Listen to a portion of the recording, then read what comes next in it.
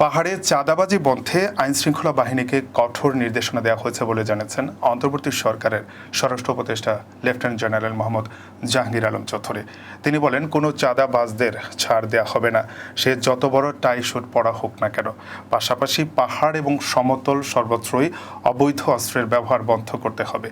বৃহস্পতিবার বিজিবির বাঘাইহাট ব্যাটালিয়ন এবং সাজেকে অগ্নিদুর্গত এলাকা পরিদর্শন শেষে দুপুরে বিজিবির রাঙামাটি সেক্টর সদর দপ্তরে আয়োজিত সংবাদ সম্মেলনে স্বরাষ্ট্র উপদেষ্টা এসব কথা বলেন। তিনি আরও বলেন, 5ই আগস্টের পর দেশের অনেক জায়গায় থানা লুট হয়েছে। লুট হওয়া সব হাতিয়ার এখনও আমাদের উদ্ধার করা হয়নি। এই হাতিয়ারগুলো উদ্ধার হয়ে গেলে সমস্যার সমাধান হয়ে যেত।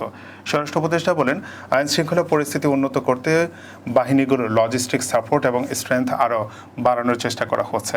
পাহাড়ে যাতে কোনো প্রকার চাঁদাবাজি না হয় সেজন্য আমরা ব্যবস্থা নিচ্ছি। পাশাপাশি আমাদের পার্বত্য উপদেষ্টা মহোদয়ও এই ব্যাপারে সজাগ আছেন এবং চেষ্টা করছেন। ভারতীয় মিডিয়ার সমালোচনা করে তিনি বলেন, মিথ্যে বলার জন্য পুরো বিশ্বে তারা চ্যাম্পিয়ন। ওদের কয়েকটি মিডিয়া আছে শুধু গুজব ছড়ানোর জন্য। আমাদের দেশে মিডিয়া যদি সত্য সংবাদটি প্রচার করে তাহলে দেশ এবং সরকারের জন্য ভালো। আমি অনুরোধ করব আমাদের দেশের মিডিয়া সঠিক ও সত্য সংবাদ প্রকাশ করে এই গুজবকে প্রতিহত করবে।